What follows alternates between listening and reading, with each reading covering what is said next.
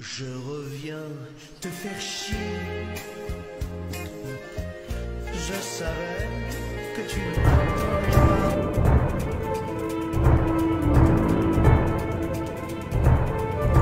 But I've been forgotten, now, Joe. I've been married a long time ago. Where did you come from? Where did you go?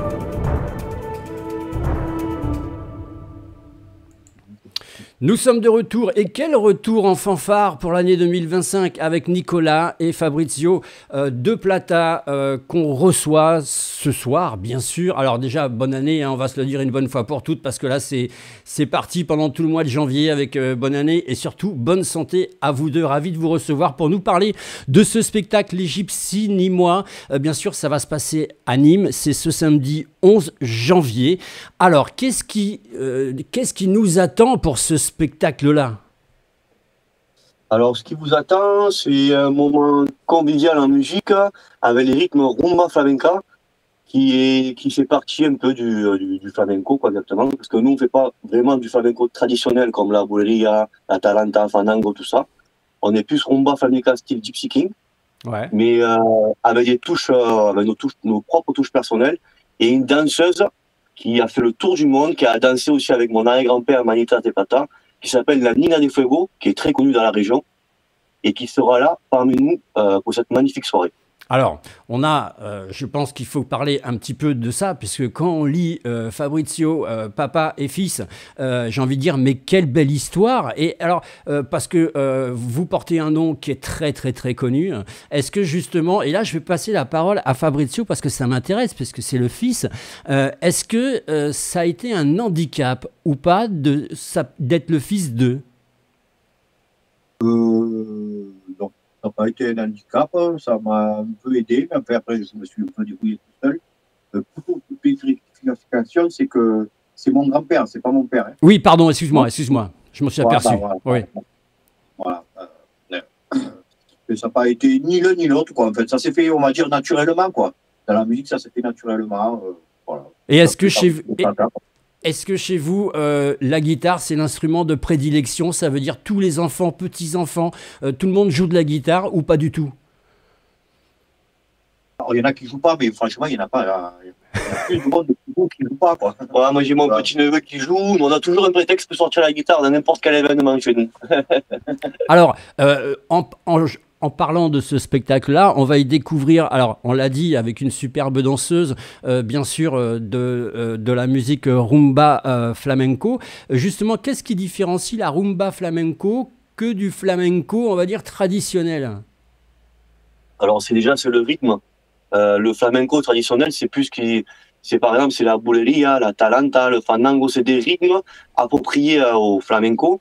Et la rumba flamenca, ça a été un style qui part un peu du tanguillo et qui a été inventé, qui a été créé, on va dire, par l'évolution des Gypsy Kings. Voilà. Les Gypsy Kings, on peut récupérer de la musique rumba catalane qui vient d'Espagne et plutôt de Barcelone, tout ça, qui est un peu comme les chansons de Pelé. Je sais pas si vous connaissez un petit peu. Oui, tout à fait. Et du coup, voilà, donc ce compas-là qu'ils ont en Espagne a été un peu modernisé et transformé avec les gitans qui ont créé les Gypsy Kings en France. Et ça a créé la musique rumba flamenca gypsy, quoi, exactement. Et alors, vous allez interpréter, vous faites quoi? Ce sont des reprises, c'est de la créativité. Qu'est-ce qui nous attend? Alors, on a beaucoup de reprises, parce qu'on y tient beaucoup, quoi. On a aussi de la créativité, des compositions à nous, et quelques morceaux, parce que moi, à la base, je suis un guitariste soliste, donc je suis plutôt instrumental. Et du coup, je reprendrai aussi quelques chansons connues dans le monde du flamenco, comme Monsieur Paco de Lucia, sa chanson qui s'appelle Entre Aguas. Voilà, que je reprends souvent dans les soirées et que les gens, en général, aiment beaucoup. Et alors, là, c'est le concert qu'il ne faut absolument pas manquer, hein, puisque vous êtes réunis. Est-ce qu'il y a, on va dire, sur l'année 2025, on commence juste maintenant, est-ce qu'il y a encore des idées de programmation de concerts comme ça, ensemble, en famille? Oui, il y en a pas mal. Il y en a pas mal qui sont en cours de confirmation. Ouais. Et moi-même, je sors il n'y a pas longtemps, là, du jour de l'an, j'ai été guitariste au Patio de Camargue, justement chez Chico. Voilà. D'accord. Donc tout ça a apporté une suite et avec la danseuse aussi, la Nina des Fuego qui sera présente le samedi 11. On a des choses qui sont prévues dans l'année. Rien de vraiment confirmé encore. Je crois peut-être une date vers Montpellier au mois de juin, mais je me rappelle pas exactement. Comme on vient de démarrer l'année, le temps de tout cadrer et de voilà quoi. C'est en train de se mettre tout doucement en place, exactement. Alors pour le spectacle, bien sûr, les gens qui nous écoutent, qui se disent ah bah tiens j'aimerais bien passer une bonne petite soirée, si on peut dire ça comme ça dure combien de temps à peu près votre prestation? Alors, la soirée, comme elle a été organisée, elle est en deux parties. Il y en a une à 19h30, et je crois que ça dure à peu près 1 heure et quart, et une autre à 21h30. Donc c'est une prestation qui va faire à peu près 1 heure et demie, 1 heure et demie, maximum 2 heures, quoi, voilà.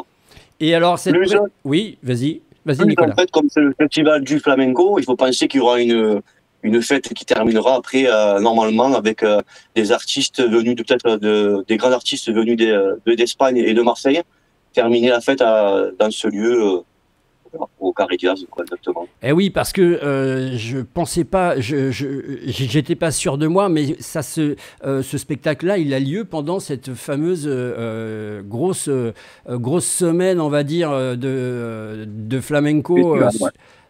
à Nîmes.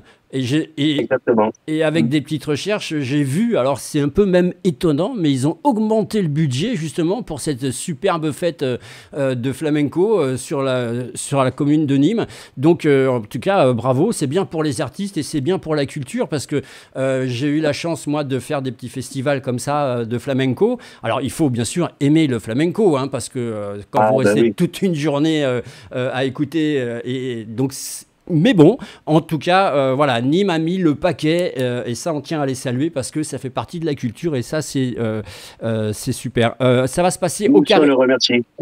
Eh oui, non, mais parce que c'est bien ça. Ça va se passer au Carré de Jazz, à la Maison Carré à Nîmes. Alors, c'est même pas la peine de présenter la Maison Carré à Nîmes. Hein. C'est une place, la place Toubi à Nîmes, on va dire.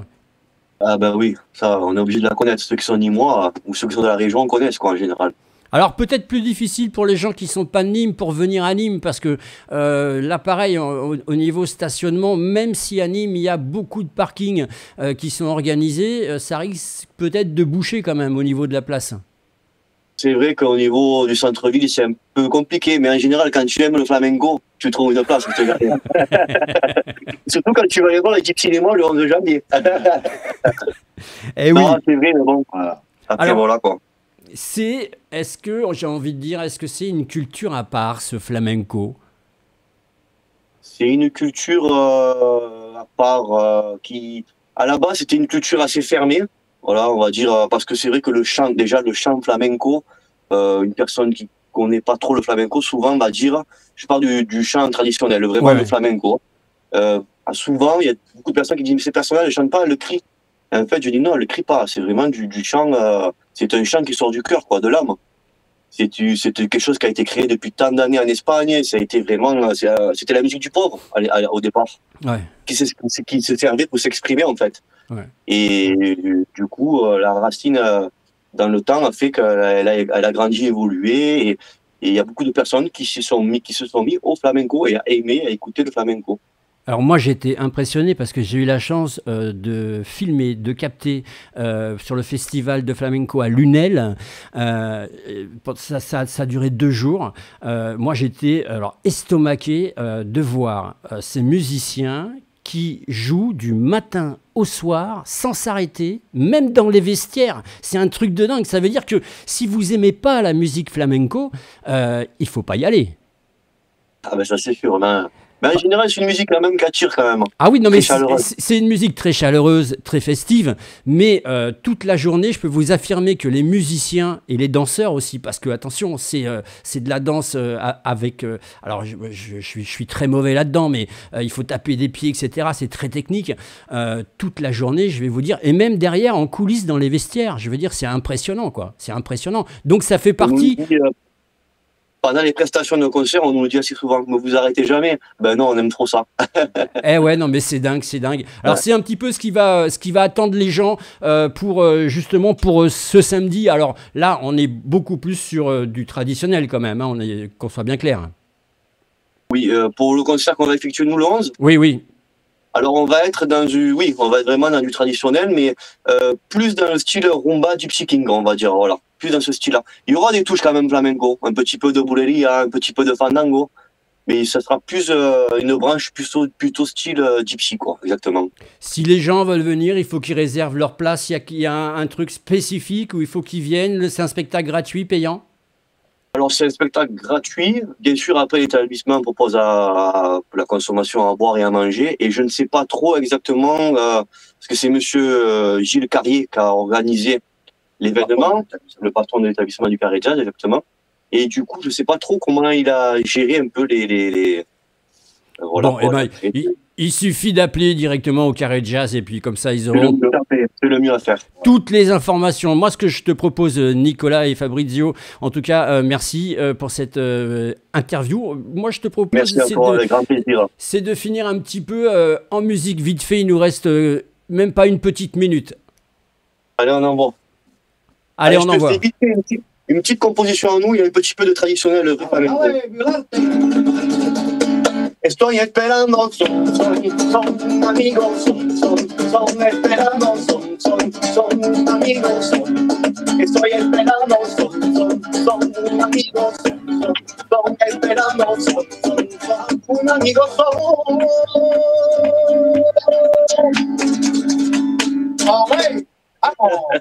Merci beaucoup, les amis. À très vite.